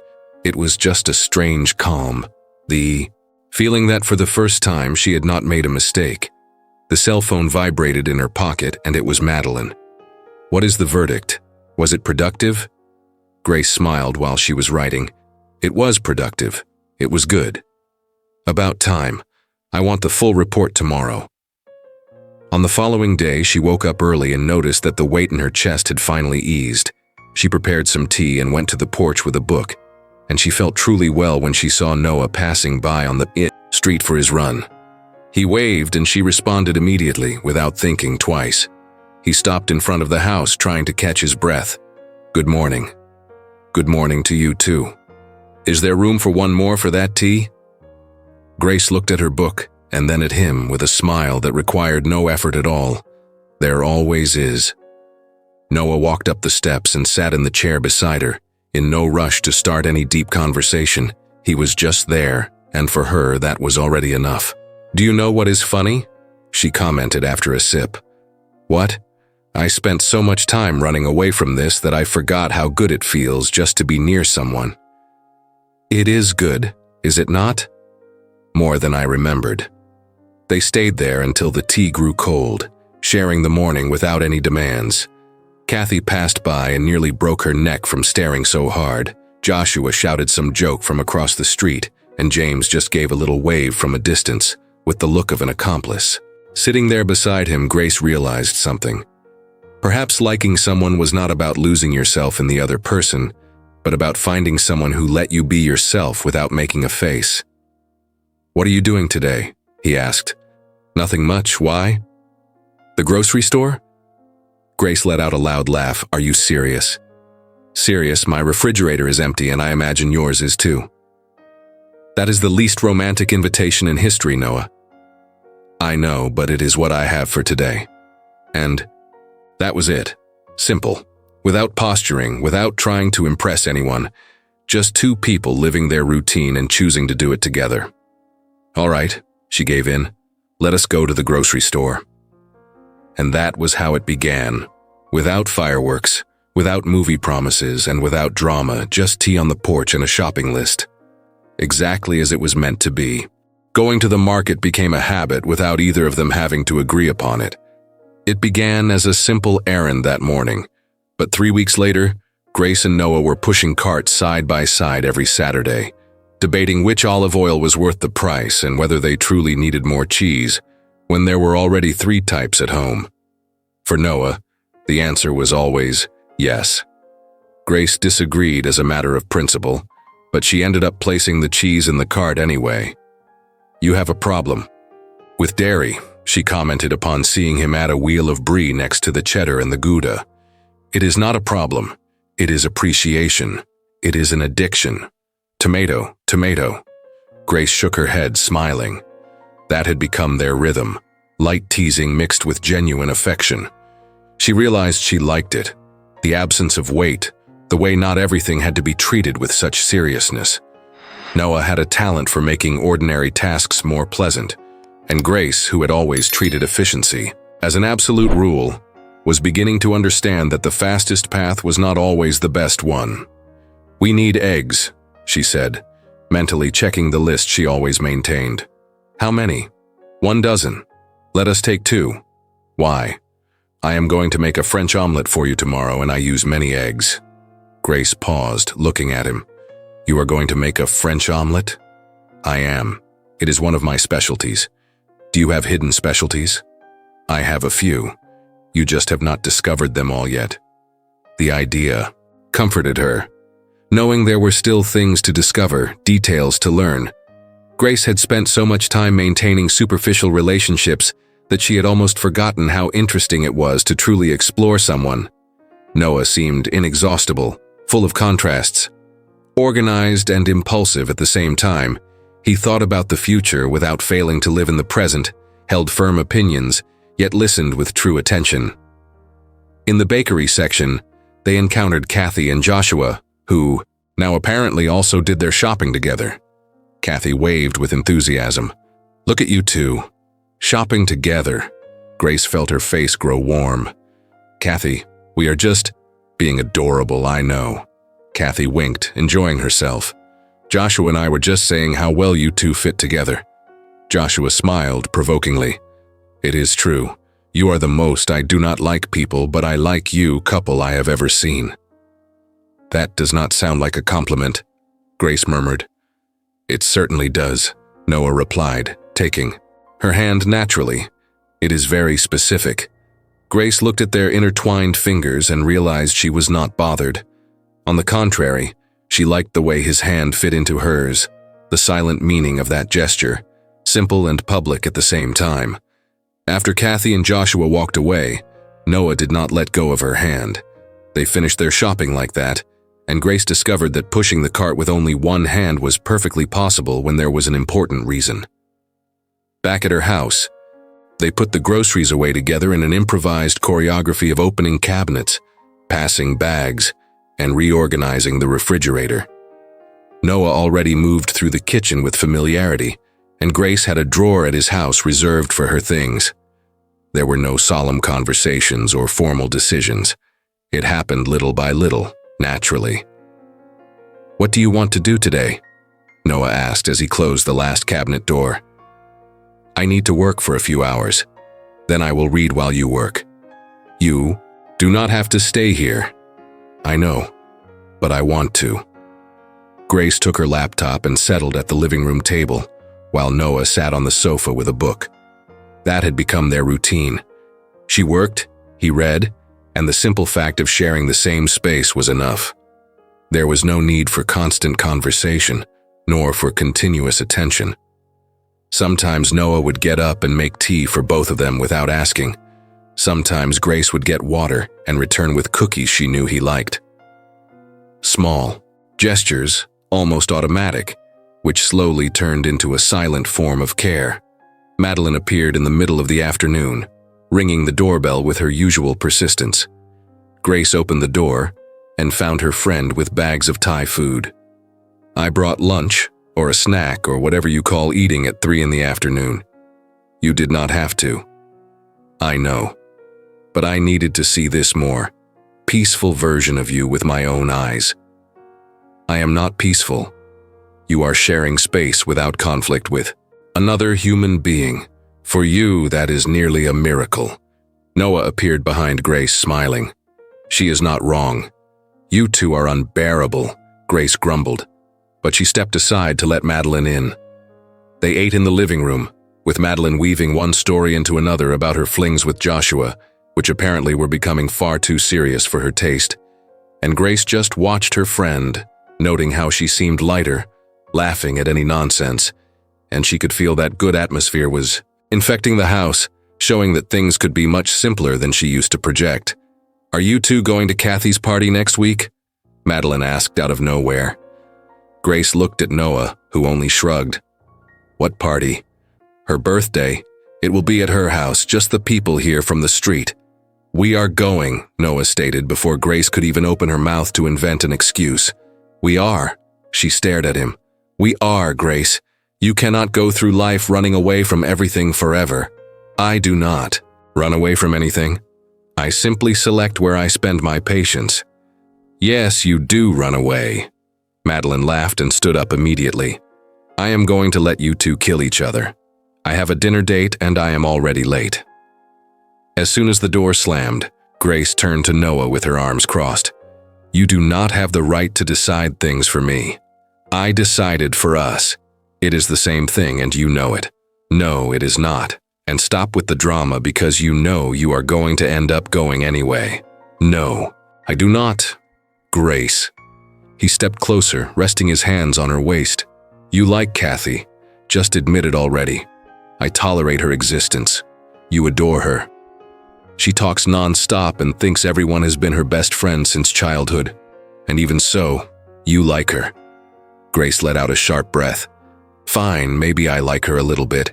He gave a smile of someone who knew he had won, and gave her a quick kiss on her forehead, a gesture of affection that was already becoming a routine. "You are going to end up having fun? Mark my words. You are so full of yourself. I am just observant, it is different." Later, they went to the kitchen to whip something up for dinner, or rather, Noah took over the stove while Grace was in charge of chopping the vegetables and giving her opinion on what he was doing. He was focused on a risotto, stirring the pan calmly and adding the broth little by little, tasting the seasoning every 5 minutes. "Where did you learn to cook like this?" she asked. "My grandmother was Italian. She used to say that whoever cooks in a hurry does not respect the food. She seemed like a smart woman." "She was very much so." He paused, changing his tone of voice. "She died when I was 20 years old." Grace noticed the weight in his words and moved closer, leaving her hand on his back for a moment, and Noah covered her hand with his in silence before returning his attention to the pan. When they sat down to eat, Grace took the first bite and just shook her head. "Is it good?" "It is. Edible." "Just edible, Grace?" "It is great, Noah. Are you satisfied?" "Now I am." They ate without needing a topic of conversation, and Grace noticed how natural that had become, the dinners, the silence that was not uncomfortable, and the pauses that did not need subtitles. And she always thought that for something to be real, it had to have fire and a rush. But she was starting to see that the peace had its value.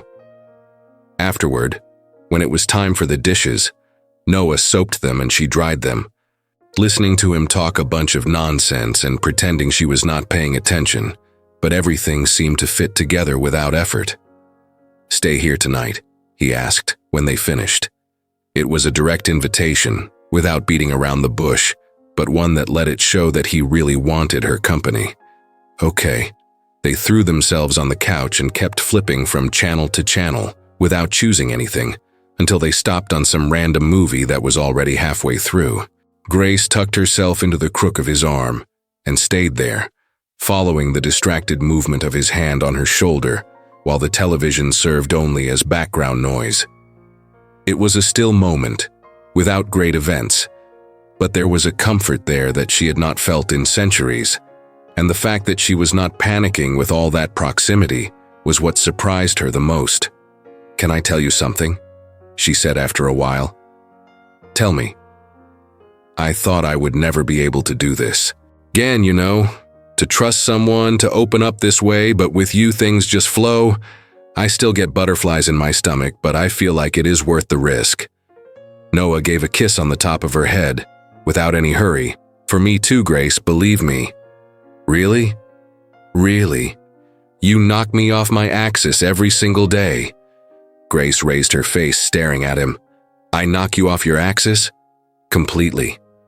You notice too much, you think too much, you see things that I try to hide. It is scary. But it is. The kind of fear that makes you grow. You do not let me get too comfortable, you do not let me settle. You force me to be honest."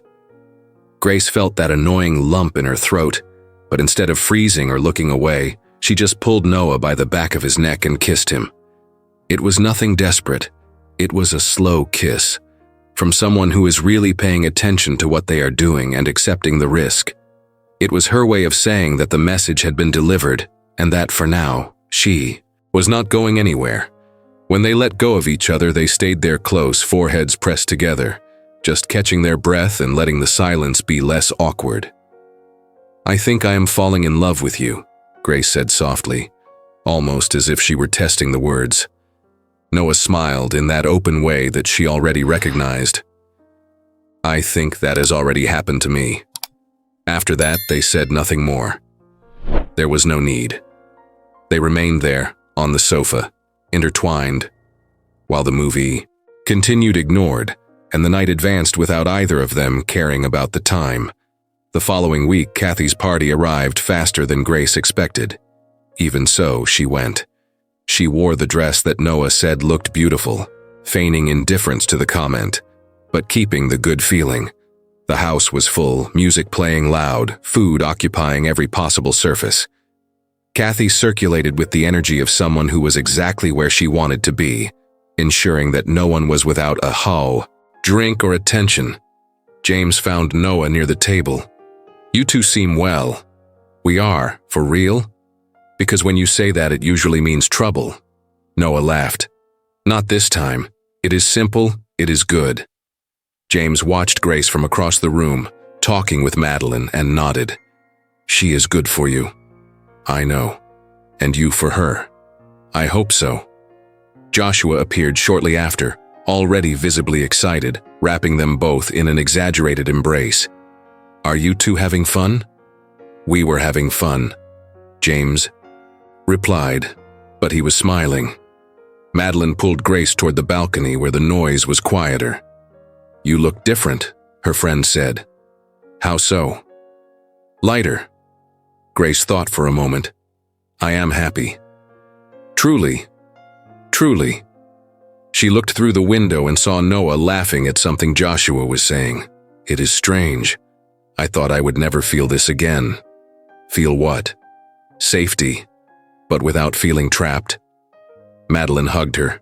"I knew it. Thank you for not giving up on me." Friends do not do that.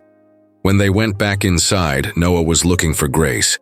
The moment he saw her, his expression changed, and she felt the immediate effect. He crossed the room, took her hand, and pulled her to dance, even though it was the wrong music. "This song does not match this," Grace commented. "I know, but it does not matter." She laughed, letting herself be led. People were watching. Kathy was smiling openly. Joshua was making unnecessary comments. Madeline observed with satisfaction. And for the first time, Grace did not care, because she was there, whole, not anticipating what could go wrong, not stuck in what had already hurt, just dancing, out of rhythm, with someone who had messed up her plans and, without asking permission, made everything better. "What are you thinking?" Noah asked. "That this is a bit ridiculous." "What is?" "Us dancing like this at Kathy's party, surrounded by overly curious neighbors. It is definitely ridiculous, but it is also good." Noah smiled, pulling Grace a little closer to him. "It is." And it was. Simple, unpretentious, the way good things usually are when they are not trying to impress. Later, when the party began to empty and the lights started to dim, Grace and Noah walked together to his house. There was no formal invitation, no explicit decision, only the silent understanding that neither of them wanted to end the night yet. They sat on the porch, sharing a bottle of wine that Noah had been saving for occasions. They did not know were special until they happened. The sky was clear, the stars were visible, and the neighborhood was finally quiet. "Do you think we will always be like this?" Grace asked after a while. "Like what?" "Peaceful. Happy." Noah thought before answering. "Not all the time. There will be bad days, arguments, exhaustion." "That is comforting to hear." He smiled. "But I think the difference is that we will keep choosing, even when it is not easy." Grace rested her head on his shoulder, feeling her body relax. Choosing seems harder than simply feeling. It is, but it lasts longer. They stayed there until the wine was finished and the night chill began to settle in. They went inside, brushed their teeth side by side in the cramped bathroom, laughing at small things, like people who already feel at home. Afterward, they lay down, Grace wearing an old t-shirt of Noah's that had taken up residence in a reserved drawer. "Good night," she murmured, already sleepy. "Good night." They stayed there, relaxed, without the rush of needing to say something or put a label on what was happening. The silence was not heavy, and for the first time, Grace did not feel the need to get up and go to her own place. There was nothing cinematic about it, no grand promise or impactful declaration. It was just the comfort of being with someone who required nothing of her other than just being there. And for someone who spent her life running away from any kind of tie, that tranquility was everything she needed. The 6 months passed almost without Grace noticing. On a Saturday morning, she woke up alone and felt something unexpected. Tranquility. Not because she did not miss Noah, but because she knew exactly where he was. She stood up slowly, donned his sweatshirt, which was draped over the chair, and walked downstairs barefoot, guided by the sound of voices coming from the porch. Noah was sitting with James, the two of them surrounded by pieces of wood, scattered screws, and something that, in theory, was supposed to be a bookshelf, although it looked more like an improvised experiment. "This is not working," James said, holding a board turned the wrong way. "Yes, it is. You are the one holding it wrong." "I am holding it exactly as the instructions dictate." "The instructions are mistaken." Grace leaned against the doorframe, crossing her arms. "What are you building exactly? A tribute to masculine stubbornness?" Noah looked up and smiled when he saw her. "A bookshelf, for the books you insist on piling on the floor. I like the books on the floor. You trip over them every night. It is charm." James stood up, wiping his hands on his trousers. "I will leave you two to settle this. And Noah, the side panel is inverted." As soon as James left, Grace sat in the empty chair, watching Noah try, without much success, to discreetly correct the position of the wood. "You do not have to do this," she commented. "I know." "Then why?" He stopped, facing her with that quiet sincerity that still disarmed her. "Because I like taking care of your things, and because I like doing things for you, even when they do not turn out perfectly." Grace felt her chest tighten, but in a good way. "Will it be crooked?" "A little." "Great, it matches the rest of the house." They spent the morning that way, Noah insisting on the assembly while Grace commented, criticized, and helped in her own way. When they finished, the bookshelf was acceptable, and Grace was already organizing, the books too concentrated to pretend she did not love it. "What are you thinking about?" he asked. "That maybe it is time to make it official." "Make what official?" "Us living together. I practically never go back to my house anymore." Noah sat on the floor beside her, among piles of books. "Are you sure?" "I am. It does not feel as terrifying as I imagined." He held her hand. "Then let us do it right. Move everything in, decide together, build something of our own." And so it was. In the following weeks, Grace emptied her old house, taking only what still made sense. Leaving the rest behind was lighter than she expected, as if she were finally closing chapters that no longer represented her. Living together revealed unexpected details. Grace discovered that Noah sang in the shower, always out of tune, always old songs. That he left drawers halfway open as if closing them were optional. That he woke up before her and stayed staring at the ceiling, organizing the day in silence, smiling upon realizing she was waking up. Noah discovered that Grace commented on every movie as if the characters could hear her, that she reorganized the refrigerator whenever she was anxious, that she cried at dog commercials and vehemently denied it. "You are crying," he commented one night. "I am not. It is allergies. We do not have a dog." Exactly. Those moments accumulated without announcement, without a defined milestone. Gradually, my house and his house became simply home. The future began to emerge naturally in the plural. 1 year after they were officially living together, Noah took her to dinner at a restaurant excessively lit by candles and appeared wearing a dress shirt. "What is going on?" Grace asked, suspicious. "Can it not just be a dinner? With you dressed like this?" "No." He laughed, nervous in a way she had never seen. When dessert arrived, there was a simple ring beside her plate. Grace looked at the ring, then at Noah, then back at the ring. "Before you panic," he said, "I am not asking for anything different than what we already are. I do not want to change anything, just to make official what already exists." "That was the least dramatic proposal in history," Grace replied, smiling. "But it is true. It is." "So?"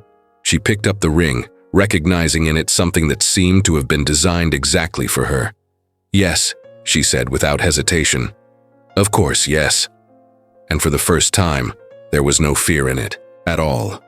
The wedding was small, intimate in the way that made sense for them. Few guests, people who truly mattered.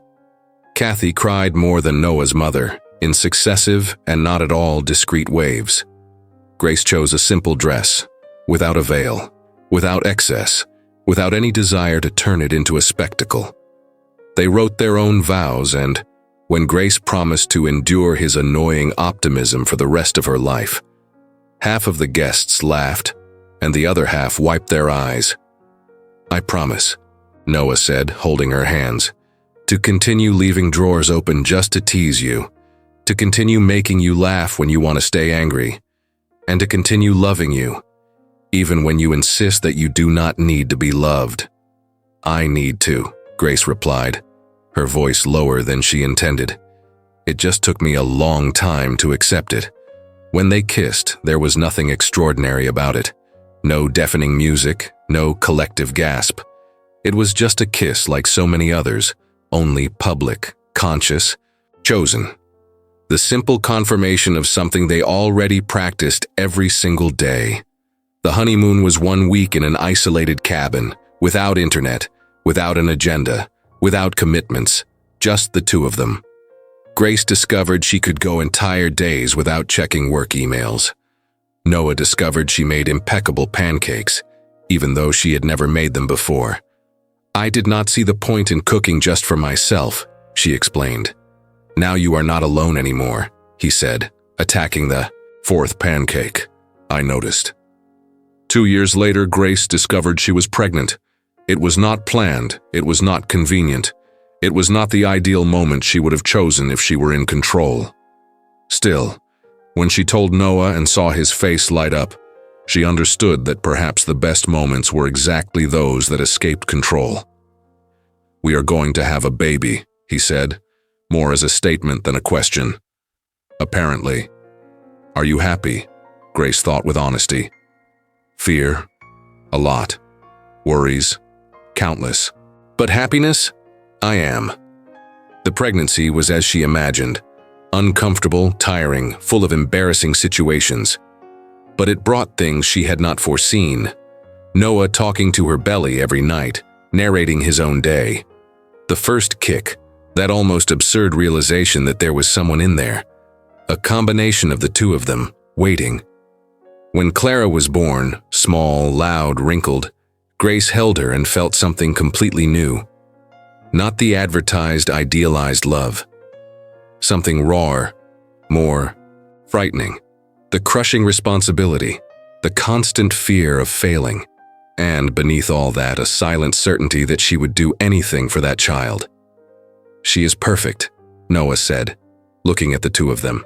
"She is red and crumpled. Perfect." The first months dissolved into interrupted nights, diapers, useless arguments about room temperature. Grace discovered it was possible to love someone and want to throw them out the window within a matter of minutes. Noah discovered that her sarcasm intensified with sleep deprivation. "If you ask me one more time if I am all right, I swear I will." "Are you all right?" "Noah." I could not resist. Between the exhaustion and the chaos, almost surreal moments emerged. Clara's first smile. Noah sleeping on the sofa with the baby on his chest, both snoring softly. The moment Grace observed the messy house, full of toys, clothes scattered about, and understood that this was happiness. Not the organized version she imagined in the past, the real, noisy, imperfect, but deeply true one. When Clara was 3 years old, Grace discovered she was pregnant again. This time the shock came before any emotion. "Again?" she said, staring at the test. "Apparently we are very efficient," Noah commented, and the test flew in his direction. Thomas arrived bringing new challenges. They already knew the basics, but now there was a child demanding constant attention. Clara was not impressed. "He just cries." "You used to cry too." "I was cute. He is annoying." As the years passed, the house became noisier, more chaotic. Toys in every corner, drawings on the walls that Grace always promised to clean and never cleaned. The silence she once valued became a rare commodity. Still, in that space filled with small voices and constant demands, Grace found something she did not know was missing. A purpose that did not come from work. A love that did not demand perfection, only presence. On an ordinary night, after finally putting the children to sleep, Grace and Noah collapsed on the sofa, exhausted in silence, sharing that tiredness that only those who build a life together recognize. "Remember when we thought dating was complicated?" Noah said, with a tired half-smile. "We were so naive. Do you regret it?" Grace looked around. The living room was a mess. There was food stuck to the rug, a greasy handprint on the side of the television, toys scattered in unlikely places. From the bedroom came the crying of Thomas, starting again, insistent, as if it had never truly stopped. "No," she said without thinking. And it was true. Not one bit. Noah pulled her closer, kissing the top of her head, an automatic, familiar gesture. "Me neither, even with peanut butter on the television." "Especially with peanut butter on the television." Grace closed her eyes and rested her head on his shoulder, letting the weight of her body rest there.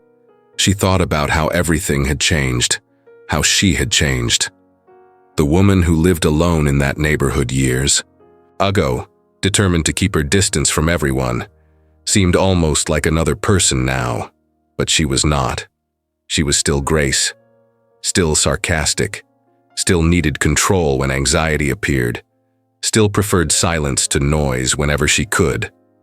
The difference was that now there were people who loved her not despite that, but along with all of it. People who did not try to smooth her edges, nor ask her to be less than she was. And she had learned, finally, that being loved did not mean losing oneself. It meant being seen whole and still being chosen. Every single day, in the confused mornings, in the exhausted late afternoons, in the nights when everything seemed in order and in the others, when nothing seemed to work, in the simple moments and also in the completely disastrous ones. And that, Grace realized, was far better than any perfect ending she had once imagined, because it was real, because it was lived, because it was hers, and because true love, she had learned, did not need to be flawless. It only needed to be sincere. And it was there, in that imperfect way, that everything made sense. Before you go, tell me, would you open your heart again, or keep the door closed to protect yourself? Let's continue this conversation in the comments. I love reading and replying to each of you. A big hug, and I'll see you in the next story.